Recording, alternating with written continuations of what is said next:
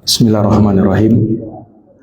Assalamualaikum warahmatullahi wabarakatuh.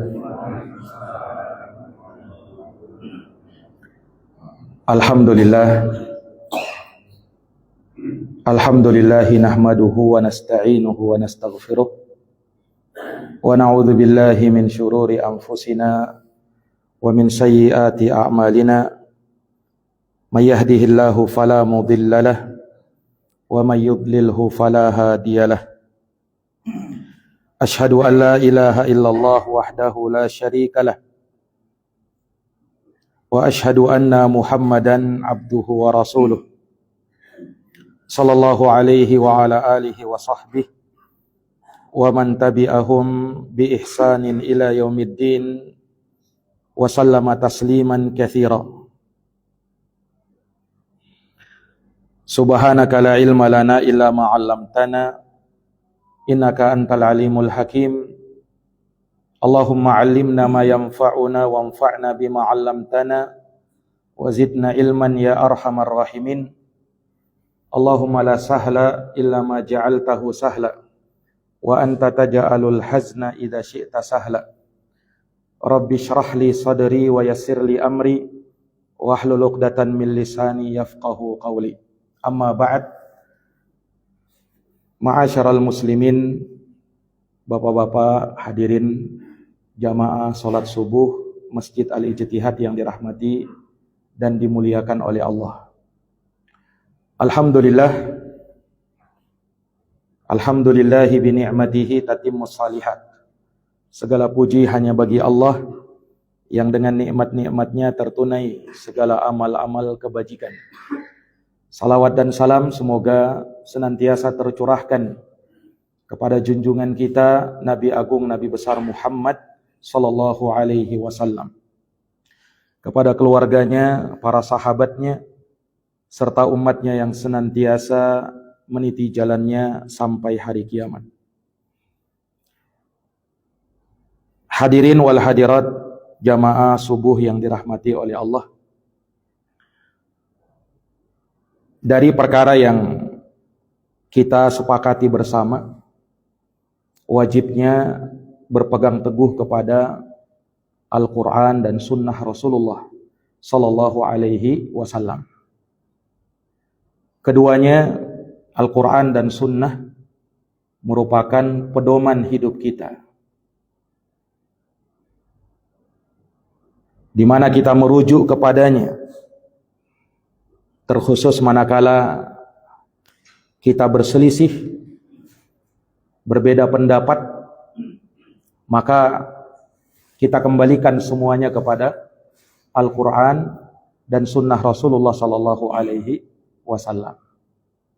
Itulah yang diwasiatkan oleh Allah dan diwasiatkan oleh Rasulullah. Di dalam Al-Quran sangat banyak ayat-ayat yang menyinggung akan hal ini. Di antaranya firman Allah Subhanahu wa taala, "Ittabi'u ma unzila ilaikum mir rabbikum wa la tattabi'u min dunihi awliya qalilan ma tadhakkarun." Ikutilah, kata Allah, apa yang Allah turunkan kepada kalian, apa yang telah diturunkan oleh Tuhan kalian kepada kalian. Wa la tattabi'u min dunihi awliya, dan jangan kalian mengikuti selainnya. Qalilan ma tadhakkarun, maka amat sedikit kalian mengambil pelajaran darinya. Kita diperintahkan dalam ayat yang mulia ini untuk mengikuti apa yang telah diturunkan kepada kita dari Tuhan kita. Dan yang diturunkan kepada kita ada dua, yaitu Quran dan Sunnah. Rasulullah pernah menyatakan, "Ala inni utitul Qur'ana wa mithlahu ma'ahu." Ketahuilah sesungguhnya aku diberikan Al-Quran dan yang semisal dengan Al-Quran. Kata ulama, yang semisal dengan Quran adalah sunnah beliau. Iya. Kemudian di ayat yang lain, Allah Subhanahu wa taala juga berfirman, fa in tanaza'tum fi syai'in farudduhu ila Allahi war Rasul in kuntum tu'minuna billahi wal yawmil akhir dzalika khairu wa ahsanu ta'wila. Apabila kalian berselisih pendapat dalam suatu perkara, maka tugas kalian adalah farudduhu ilallahi war Rasul. Kembalikanlah dia kepada Allah dan kembalikanlah dia kepada Rasulullah. Kembali kepada Allah maksudnya kembali kepada Al-Quran. Kembali kepada Rasulullah maksudnya kembali kepada sunnah beliau. Kemudian Allah tekankan, in kuntum tu'minuna billahi wal yawmil akhir. Ini jika kalian beriman kepada Allah dan hari akhir. Dzalika khairu wa ahsanu ta'wila. Yang demikian itu lebih baik dan paling bagus akibat di belakangnya. Nah, ini dua ayat di dalam Al-Qur'anul Karim. Dan juga hadis yang terkenal, Rasulullah sallallahu alaihi wasallam bersabda, "Taraktu fikum amrayni ma in tamassaktum bihima lan tadhillu abadan, kitaballahi wa sunnati." Aku tinggalkan untuk kalian dua perkara. Kalau kalian berpegang teguh dengan dua perkara ini, maka kalian tidak akan sesat selama-lamanya. Dua perkara itu adalah Al-Quran dan sunnahku. Nah, ini dari perkara yang tidak diperselisihkan oleh kaum muslimin. Semuanya sepakat untuk kembali kepada Al-Quran dan sunnah Rasulullah. Akan tetapi para hadirin yang dirahmati oleh Allah, perlu kita pahami bahwa tatkala kita berdalil dengan Quran, itu berbeda dengan kita berdalil dengan hadis atau sunnah Rasulullah. Kenapa? Karena kalau Quran seluruhnya sahih, la syakka fihi wala raib, tidak ada keraguan di dalamnya, tidak ada kebimbangan. Karena Allah Subhanahu wa taala yang jamin kemurnian Quran itu. Quran yang ada bersama kita ya, 30 juz seluruhnya terjaga. Tidak ada perubahan. Allah jamin soalnya, inna nahnu nazzalna dzikra wa inna lahu lahafizun. Sesungguhnya kami yang turunkan adz-dzikra ini, maksudnya Al-Quran. Dan kami pula yang akan memberikan penjagaan kepadanya. Maka untuk Al-Quran tidak ada keraguan. Hanya saja yang perlu kita perhatikan terkadang, kalau kita berdalil dengan Quran akan suatu perkara, akan suatu hukum, harus sesuai, harus nyambung gitu. Karena ada juga sebagian orang yang berdalil dengan Quran tapi tidak nyambung. Bukan Qurannya yang salah, tapi dianya yang keliru. Karena tidak nyambung. Misalnya ada orang semangat membawakan tentang sholat, keutamaan sholat, Masya Allah sholat. Dalilnya, ya ayyuhalladzina amanu kutiba alaikumusiyam. Kan tidak nyambung.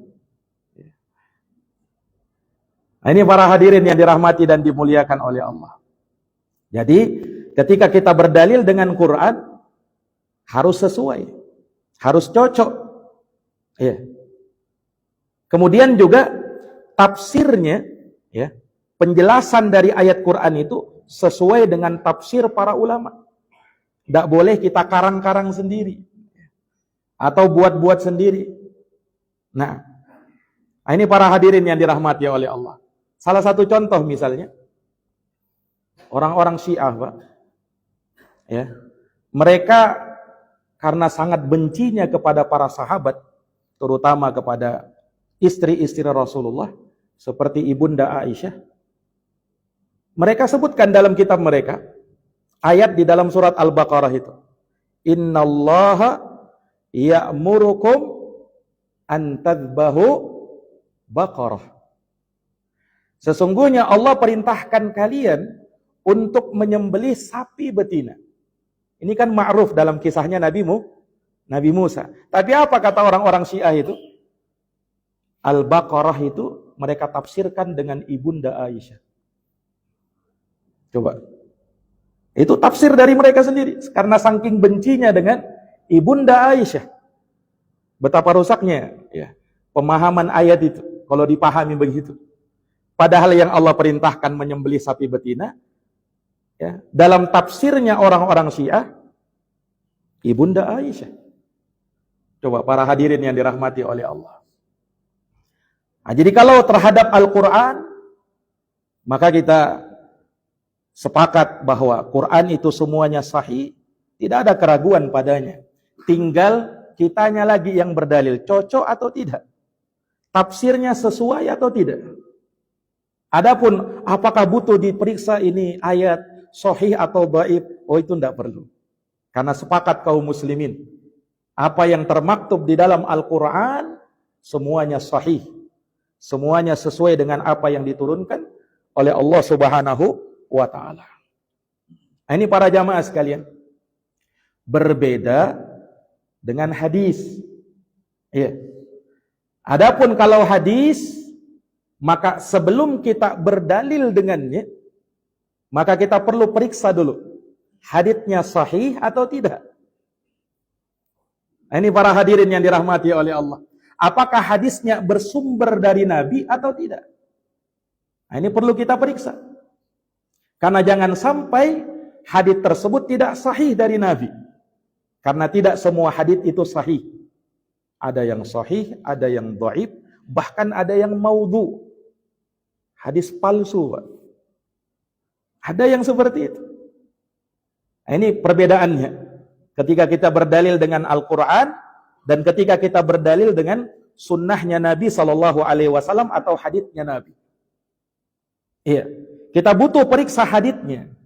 Apakah haditsnya sahih sampai kepada Nabi SAW ataukah tidak? Nah, karena di sana Pak, ada para pemalsu hadis. Orang-orang yang sengaja, terkadang dari kalangan orang-orang kufar, ya, untuk merusak Islam. Maka mereka ya sisipkan hadis-hadis maudhu, hadis-hadis mungkar, hadis-hadis batil. Ya. Sebagian umat Islam yang awam terkadang nggak ngerti. Dia lihat tulisan bahasa Arab, oh berarti hadis ini. Nah, ini para hadirin yang dirahmati dan dimuliakan oleh Allah Subhanahu wa ta'ala. Nah, ini perlu kita luruskan. Jangankan di zaman kita, Pak. Di zamannya Imam Al-Bukhari rahimahullahu taala, ya. Imam Al-Bukhari itu beliau pernah berkata begini. Hafidtu ahaditsa Rasulillah sallallahu alaihi wasallam 300 hadis. Aku hafal haditsnya Rasulullah sallallahu alaihi wasallam itu ada 300.000 hadis. Dihafalkan oleh Imam Al-Bukhari. Dari 300.000 hadis tersebut, kata beliau, 100.000-nya sahih. 100.000-nya sahih, kata Imam Al-Bukhari.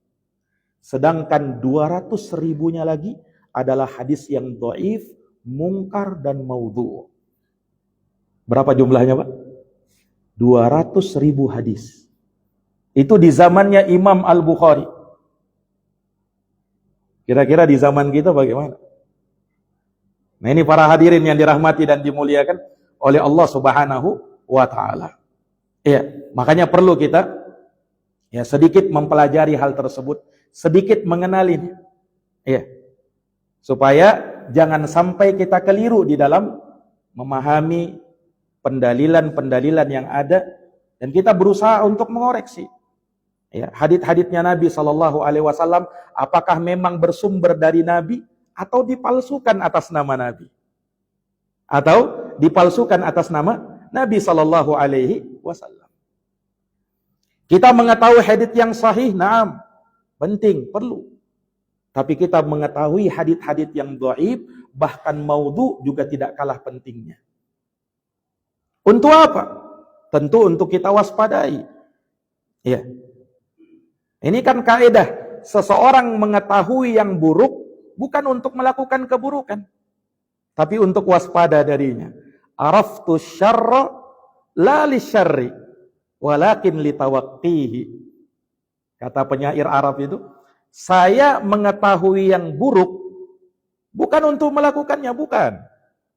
Tetapi untuk mewaspadainya.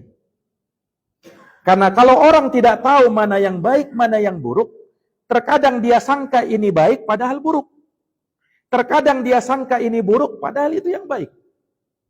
Nah, karena dia tidak bisa bedakan tadi. Para hadirin yang dirahmati oleh Allah.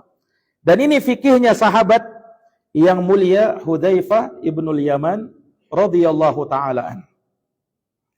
Beliau pernah menyatakan dalam sebuah riwayat yang sahih dari beliau, kana an-nasu yas'aluna Rasulullah sallallahu alaihi wasallam 'anil khair. Dahulu para sahabat mereka bertanya kepada Rasulullah tentang kebaikan. Wa kuntu, adapun aku, kata beliau, kalau saya sendiri, as'aluhu anisyar. Aku bertanya kepada Nabi tentang keburukan. Loh kenapa? Makhafata ayyudrikani. Aku khawatir keburukan itu bisa menimpa diriku dalam keadaan aku tidak sadar. Nah, ini para hadirin yang dirahmati oleh Allah. Seseorang itu ya semakin sempurna pengetahuannya terhadap tauhid kalau dia tahu lawannya yaitu syirik. Demikian pula seseorang tidak akan sempurna pemahamannya tentang ketaatan, tentang amal kebaikan sampai dia tahu apa yang menjadi lawannya. Ini para hadirin. Sahabat yang mulia Amirul Mukminin Umar bin Khattab radhiyallahu an.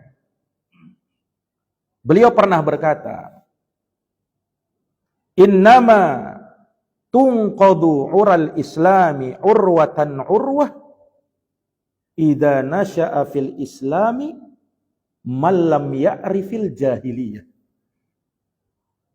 Kata beliau, sesungguhnya Islam itu tidaklah terlepas ikatannya seutas demi seutas, sehelai demi sehelai, melainkan tatkala seorang hidup di dalam Islam tapi dia tidak tahu lawan keislamannya, yaitu perkara-perkara jahiliyah. Dia perlu tahu. Ini para jamaah sekalian. Makanya Nabi, selain beliau sebagai mubasyiran, artinya pemberi kabar gembira, di sisi lain Nabi sebagai apa juga? Mubasyiran wa nadhira, dan sebagai pemberi peringatan. Nabi tidak hanya menyampaikan tentang surga, keindahan surga, tapi juga Nabi menyampaikan tentang apa? Neraka beserta kengeriannya. Nah, begitulah di dalam agama. Kita memahami kebaikan untuk kita amalkan. Kita memahami keburukan untuk kita hindari. Nah, sama para hadirin yang dirahmati oleh Allah. Ketika kita mengetahui hadits yang sahih dari Nabi SAW untuk kita amalkan. Untuk kita hafalkan. Kita mengetahui hadits yang lemah supaya kita bisa waspada darinya. Kita tahu, oh ini hadits yang lemah. Ya, tidak bisa kita berhujjah dengannya. Tidak bisa kita sandarkan itu kepada Nabi. Kenapa? Kalau kita tahu ini hadis tidak benar, dusta atas nama Nabi, kemudian kita bilang ini haditsnya Nabi, maka kita salah satu dari pendusta. Siapa yang bilang, Ustaz? Rasulullah sallallahu alaihi wasallam sendiri yang mengatakannya. Di dalam sebuah hadis beliau bersabda, "Man haddatsa anni bi haditsin yara annahu kadhib fahuwa ahadul kadhibain." Barang siapa yang bercerita tentangku satu hadis dan dia tahu itu hadis yang dusta, tapi dia tetap ceritakan, maka kata Nabi, dia adalah satu dari dua pendusta. Kata Nabi sallallahu alaihi wasallam. Belum lagi ancamannya Nabi dalam hadis yang mutawatir. Hadis mutawatir itu hadis sahih yang berada pada derajat tertinggi. Kata baginda Nabi, "Man kadzaba alayya muta'ammidan falyatabawwa maq'adahu minan nar." Ini hadis mutawatir. Barang siapa yang berdusta atas namaku dengan sengaja, maka persiapkan tempat duduk di dalam api neraka. Mirip dengan hadis ini kata Nabi, "Man qala ma lam aqul falyatabawa maq'adahu minan nar." Barang siapa yang berkata tidak sesuai dengan apa yang aku katakan, maka persiapkan tempat duduk di dalam api neraka. Coba para jamaah sekalian. Ini ancaman dari Nabi SAW. Dan ulama sepakat bahwa berdusta atas nama Nabi termasuk dosa besar. Kalaulah kita berdusta atas nama orang saja itu termasuk dosa besar. Bagaimana lagi berdusta atas nama Nabi SAW? Ini para hadirin yang dirahmati dan dimuliakan oleh Allah Subhanahu wa taala. Nah, maka dari sini ya, seseorang itu perlu melihat dan memperhatikan hadits-hadits ya yang dia jadikan dalil apakah hadits tersebut sahih ataukah tidak. Makanya sekarang ini walhamdulillah para ulama rahimahumullahu taala dari dulu sampai sekarang mereka memilah-milah. Makanya sampai muncul kitab Sahih Al-Bukhari. Ada muncul kitab Sahih Muslim. Kenapa begitu? Karena Imam Al-Bukhari, Pak, beliau menyusun hadisnya itu sekitar 4.000 sampai 5.000 hadis dalam Sahih Bukhari itu. Beliau rahimahullahu taala tidaklah mencantumkan satupun hadis di dalam sahihnya, melainkan Imam Al-Bukhari itu sebelum itu beliau sholat 2 rakaat istikharah. Itu untuk mencantumkan satu hadis, Pak. Setelah beliau berijtihad, memeriksa, meneliti hadits-hadits itu, ya, dan beliau ingin cantumkan ke dalam kitab sahihnya, beliau sholat istikharah dulu. Setelah mantap, baru beliau tuliskan dalam sahihnya satu hadis. Hadis kedua, hadis ketiga, sampai 5.000 sekian hadis. Itu Imam Bukhari rahimahullahu ta'ala. Sampai muncullah kitab Sahih Al-Bukhari. Demikian pula kitab Sahih Muslim. Beliau memilah-milah. Imam Muslim itu gurunya beliau Imam Al-Bukhari. Makanya sering kita dengarkan hadis riwayat Bukhari Muslim. Itu 2 nama yang berbeda itu. Guru dan murid itu. Imam Bukhari gurunya, Imam Muslim muridnya. Ya. Ini sering digandengkan 2 ini. Makanya muncul istilah sendiri. Kalau riwayat Bukhari Muslim diistilahkan oleh para ulama ahli hadis dengan nama muttafaqun alaih. Kalau muttafaqun alaih berarti riwayat Bukhari dan Muslim. Ini para hadirin yang dirahmati dan dimuliakan oleh Allah Subhanahu wa taala. Makanya kalau dalam Sahih Bukhari, haditsnya dalam Sahih Muslim, para ulama sudah teliti. Setelahnya Imam Al-Bukhari juga sudah teliti. Sepakat mereka haditsnya sahih. Makanya sampai muncul istilah itu, kitab tersahih setelah Al-Quran adalah Sahih Al-Bukhari. Berikutnya Sahih Muslim. Ini para jamaah yang dirahmati dan dimuliakan oleh Allah Subhanahu wa taala. Berbeda dengan kitab-kitab hadis selain Bukhari Muslim. Yang kita kenal misalnya Sunan Abu Daud, Sunan At-Tirmidzi, Sunan An-Nasa'i, Sunan Ibn Majah, Musnad Imam Ahmad, Muwatta'nya Imam Malik, Sunan Ad-Darimi, dan lain-lainnya, Musannafnya Ibnu Abi Syaibah. Ini hadits-hadits beliau bawakan. Cuman para imam tersebut mereka tidak mensyaratkan apa yang termaktub di dalam kitab mereka semuanya sahih. Ada yang sahih, ada yang dhaif. Beda dengan Sahih Bukhari dan Sahih Muslim. Ini para hadirin yang dirahmati dan dimuliakan oleh Allah Subhanahu wa taala. Nah, maka ini dari perkara yang mesti kita pahami. Sekarang para jamaah sekalian, apa sebabnya bermunculannya hadits-hadits yang dhaif, yang palsu? Kok bisa ada? Ya. Ini ada sebab-sebabnya para jamaah sekalian. Dan anehnya lagi, ada sebahagian ya orang-orang yang dia, para hadirin yang dirahmati oleh Allah, memalsukan hadis, memasukkan hadis, menyisipkan satu perkataan, bahkan bukan perkataannya Nabi, dan dia dari kalangan kaum muslimin. Dia dari kalangan kaum muslimin. Untuk apa? Maksudnya bagus, niatnya baik. tetapi caranya yang tidak benar. Ya. Maksudnya mereka terkadang untuk memberikan motivasi kepada manusia, untuk memberikan semangat kepada orang supaya mau beramal, supaya mau menjalankannya. Nah, seperti disebutkan di antara para pemalsu hadis adalah seorang yang bernama Maisarah ibnu Abdi Rabbih. Ya. Dia menyatakan sendiri bahwa dia yasna'ul ahadith. Dia memalsukan beberapa hadis. Diakui itu. Nah, terutama kata dia, salah satunya adalah terkait dengan fadailu suwaril Quran.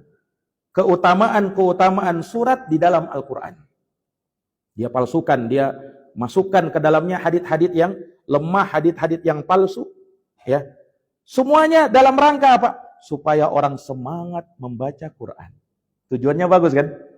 Ya. Supaya orang semangat baca Quran, tidak lagi lalai dalam membaca Al-Quran. Maka dia munculkan hadis-hadis palsu. Ini para hadirin yang dirahmati dan dimuliakan oleh Allah Subhanahu wa taala.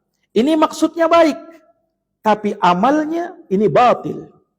Karena berdusta atas nama Nabi sallallahu alaihi wasallam tidak diterima walaupun tujuannya baik.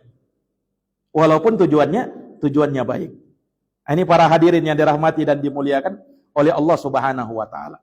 Di antara hadis yang dia palsukan, hadis yang lemah tentang surat-surat di dalam Al-Qur'an, misalnya saya bacakan aja satu hadis, ini dilemahkan oleh para ulama.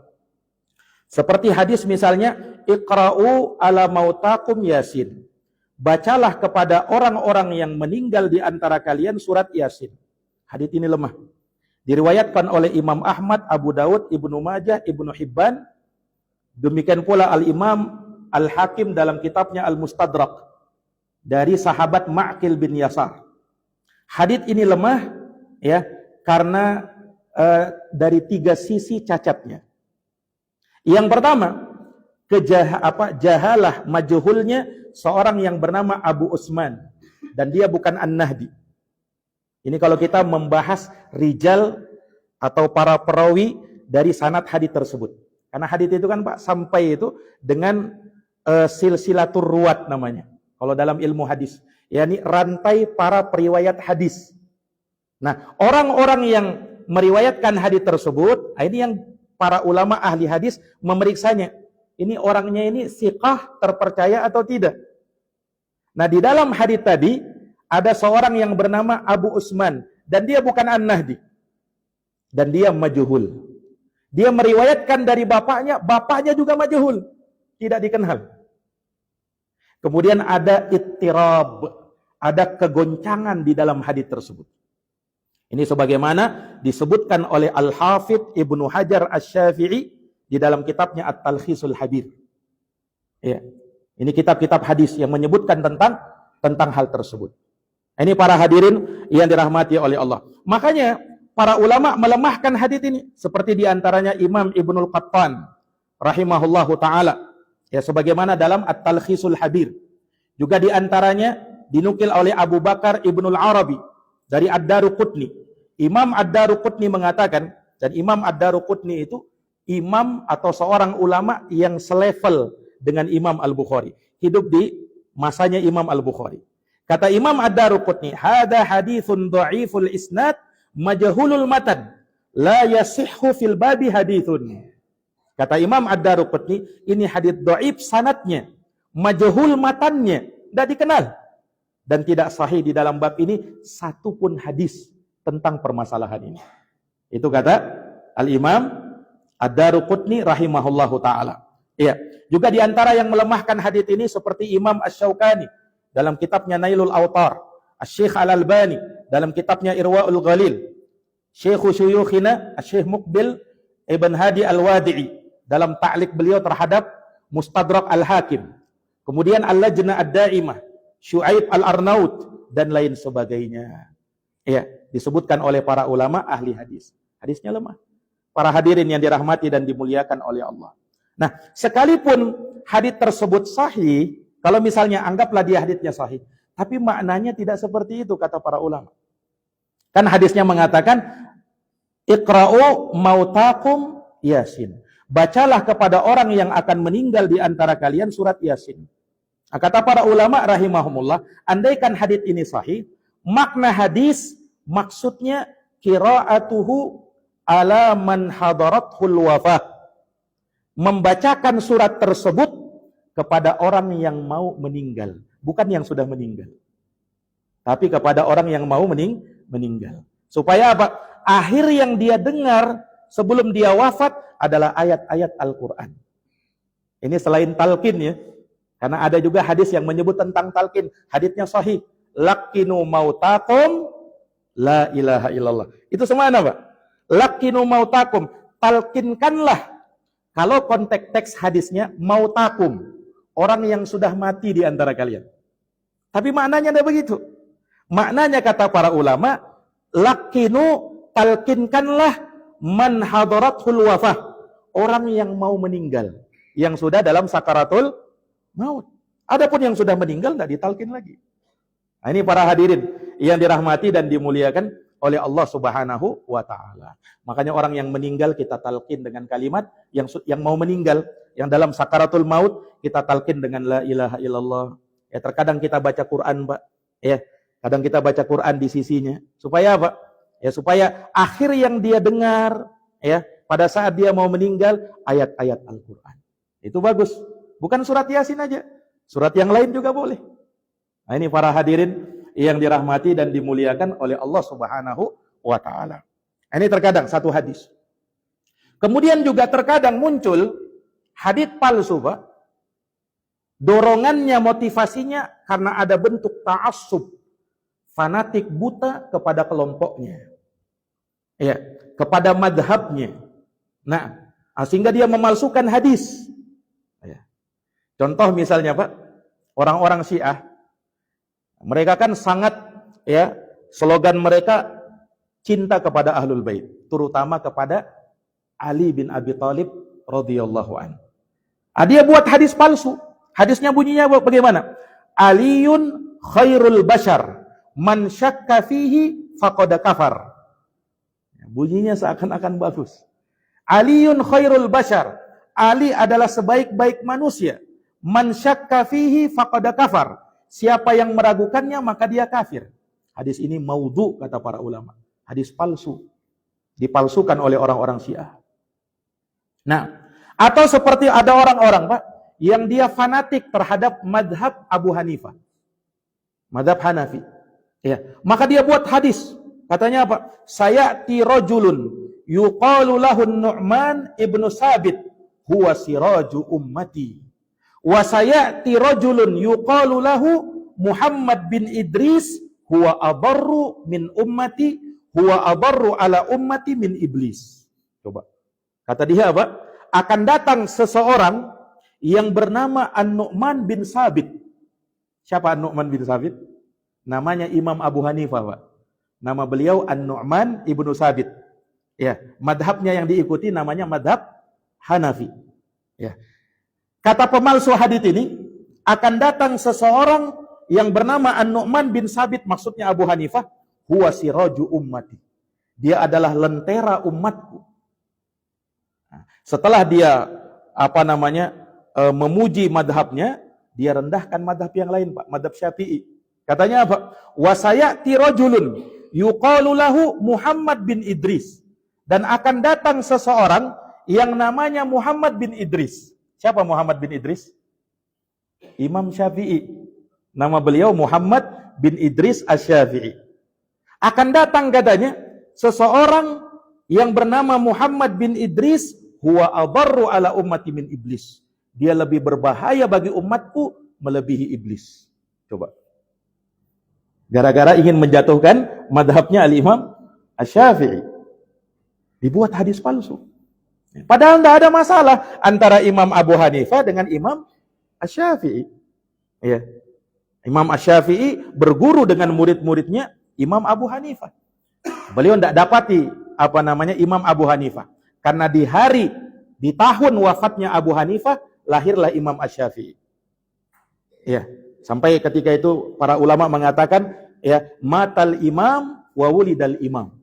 Di hari itu ya telah wafat seorang imam, maksudnya Abu Hanifah, dan lahir seorang imam, yaitu Imam Asy-Syafi'i. Nah, tetapi seorang yang fanatik akhirnya memunculkan hadis itu. Ini sabda Nabi katanya. Masa Nabi berkata begitu? Coba para hadirin yang dirahmati dan dimuliakan oleh Allah Subhanahu wa taala. Kemudian juga ya, terkadang hadits-hadits palsu itu dimunculkan oleh orang-orang zindiq dan munafik supaya merusak Islam dari dalam. Ya, mereka munculkan hadis yang palsu. Contoh satu hadis, Pak. Hadis ini palsu. Kata Nabi katanya, Nabi bersabda, "Ana khatamun nabiyyin, la nabiyya ba'di illa ayyasha Allah." Coba. Kata dia, "Ana khatamun nabiyyin." Nabi bersabda, "Saya penutup para nabi. La nabiyya ba'di." Tidak ada lagi nabi setelah saya. Sampai di sini benar kan? Betul. Tapi dia tambah, Pak. Illa ayyasha Allah. Kecuali kalau Allah menghendaki. Ayo nih. Ini kan kalimat berbahaya nih, illa ayyasha Allah ini. Kecuali kalau Allah menghendaki. Sehingga apa? Dari situ dia mengatakan ada nabi lagi setelah Nabi Muhammad sallallahu alaihi wasallam. Karena Allah bisa menghendaki, ya kan? Padahal hadisnya stop sampai di situ saja. Ana khatamun nabiyyin, la nabiyya ba'di. Saya penutup para nabi, tidak ada lagi nabi setelah saya. Sampai di situ. Ini para hadirin yang dirahmati dan dimuliakan oleh Allah Subhanahu wa taala. Coba. Ya. Kan rusak kalau misalnya dipahami seperti itu. Nah, ini para jamaah sekalian. Dan disebutkan di zamannya ada seorang yang bernama seorang zindiq munafik namanya Karim ibnu Abil Auja. Ya, ketika dia dihukum mati karena perbuatannya ya di kota Basrah pada waktu itu, maka sebelum dia mati dia bilang begini. Ini orang munafik, Pak. Pura-pura masuk Islam untuk merusak Islam. Namanya Karim bin Abil Auja. Sebelum dia mati dihukum mati, maka dia bilang begini. Qad sana'tu lakum arba'ata alaf haditsin fihi haramtul halal wa ahlaltul haram. Kata dia, sesungguhnya saya, ya walaupun saya ini mau dihukum mati, tapi saya, kata dia, sudah memalsukan 4.000 hadis. Di dalamnya aku haramkan yang halal dan aku halalkan yang haram. Kata orang ini. Setelah itu dia dieksekusi, dihukum mati. Coba para hadirin yang dirahmati oleh Allah. Dianya sudah mati. Tapi apa? Hadits-hadits palsunya yang tersebar. Nah, ini para hadirin yang dirahmati dan dimuliakan oleh Allah Subhanahu wa taala. Nah, ada juga motivasi orang ya dalam rangka untuk mencari uang, Pak. Ya, mencari harta. Akhirnya dia palsukan hadis. Nah, ini para jamaah sekalian. Ya, seseorang ketika dia menyampaikan hadis, tidak boleh hanya gara-gara dia ingin ya terkenal, ingin masyhur, akhirnya dia buat kisah-kisah palsu, cerita-cerita yang tidak benar. Nah, ingat Nabi kita Muhammad sallallahu alaihi wasallam menyatakan, "Wailun lilladzi yuhaddis fayakdzib liyudhika bihil qaum, wailun lahu thumma wailun lah." Celakalah seseorang yang dia bercerita lantas dia berdusta. Untuk apa? Dalam rangka untuk meramaikan suasana supaya orang ketawa. Dia buatlah cerita-cerita palsu. Kata Nabi, celaka orang ini, celaka orang tersebut. Nah, ini para hadirin yang dirahmati dan dimuliakan oleh Allah. Salah satu contoh hadis, ya, ada dahulu Pak hidup seseorang, dia penjual terong, Pak. Penjual terong. Terongnya tidak laku-laku, Pak. Akhirnya dia teriaki, Nabi bersabda, Nabi bersabda, "Ta'ami wa ta'amu ummati." Terong ini adalah makananku dan makanannya umatku. Orang-orang pan langsung melihat, hadis Nabi. Padahal dia cuma ingin melariskan terongnya. Nah, ini para hadirin yang dirahmati dan dimuliakan oleh Allah Subhanahu wa taala. Ya, ada lagi penjual bawang, Pak. Ya. Karena dia bersaing ini, ada penjual bawang, ya. Ada penjual madu, Pak. Ya. Ini penjual madu ini kan laris manis dia. Nah, penjual bawang ini tidak laris dia. Akhirnya dia berteriak sama orang-orang. Ya basol, ahla minal asal. Ayo, bawangku lebih manis daripada madu. Nah, coba para hadirin yang dirahmati oleh Allah, mana ada bawang lebih manis dari madu? Nah, cuman dia buat begitu untuk apa? Ya, untuk melariskan dagangan, untuk dunia. Ya. Ada juga orang-orang yang seperti ini. Para hadirin yang dirahmati dan dimuliakan oleh Allah. Bahkan ada pemalsu hadis, Pak, berkaitan dengan beras. Karena Nabi tidak makan beras, Pak. Tidak makan nasi, makan gandum kan. Nah, supaya laris berasnya, ya karena kalau orang-orang Arab itu mereka kadang lebih suka dengan roti ketimbang apa?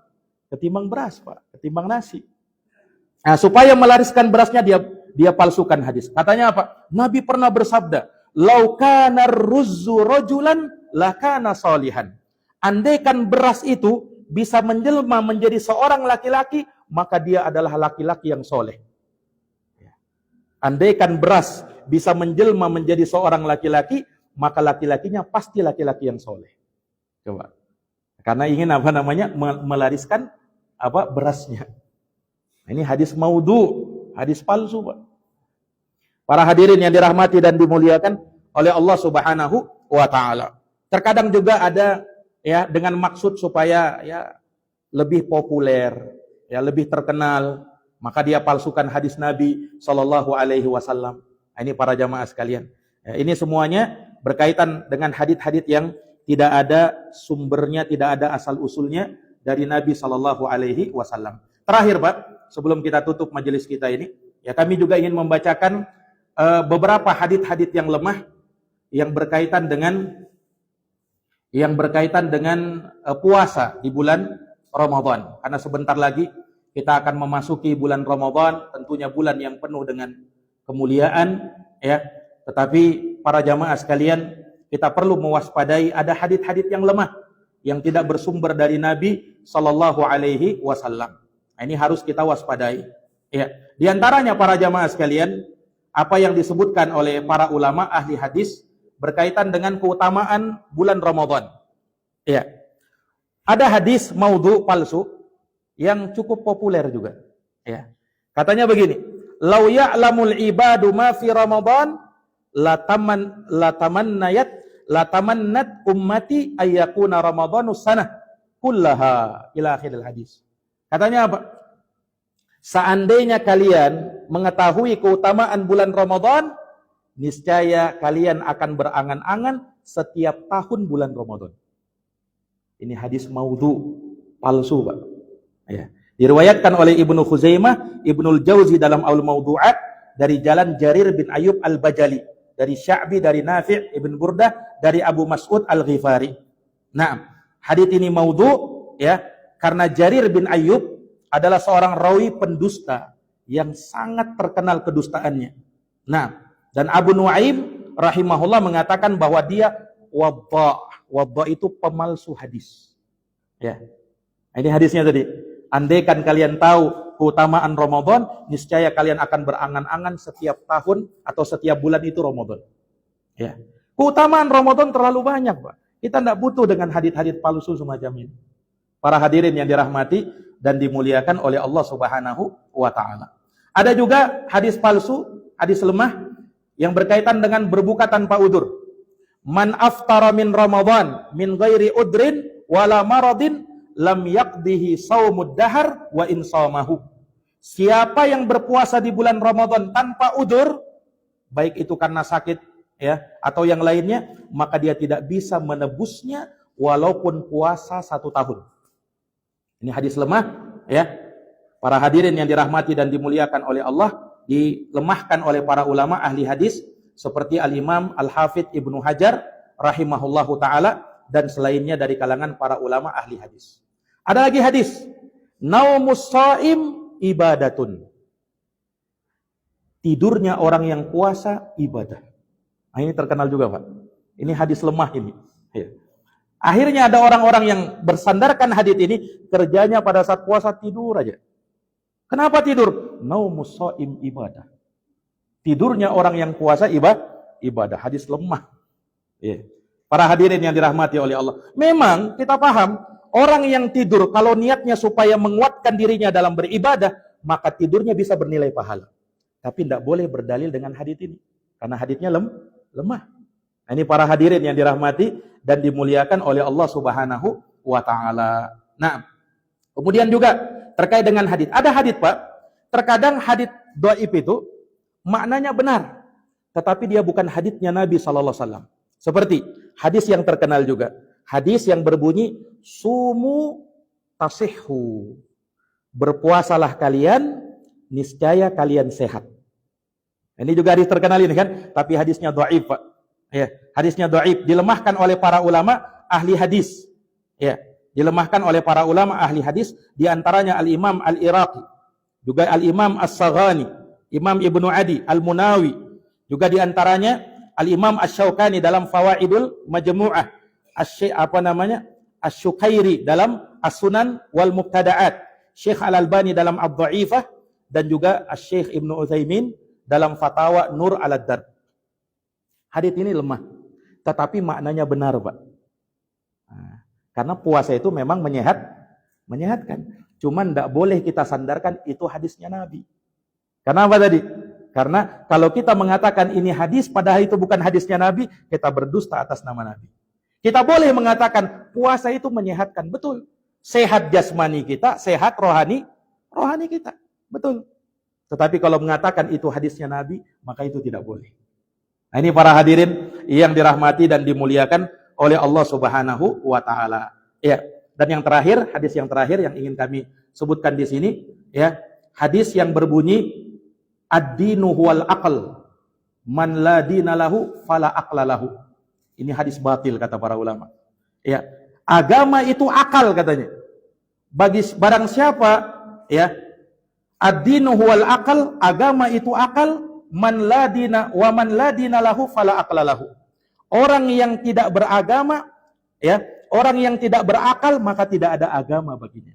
Ini kata para ulama, hadis batil. Dikeluarkan oleh An-Nasa'i, ya, dan para ulama membatilkan hadis ini. Tidak benar. Ya, sehingga dengan hadis ini orang-orang akhirnya mengakal-akali hadisnya Nabi, mengakal-akali agamanya Allah Subhanahu wa taala, dan itu tidak benar. Agama bukan dengan akal, tapi agama dengan wahyu. Akal kita gunakan, Pak, untuk memahami wahyu, memahami hadis, memahami ayat, butuh akal. Tapi bukan untuk mengakal-akali ayat, mengakal-akali hadis, mengakal-akali agama. Ya.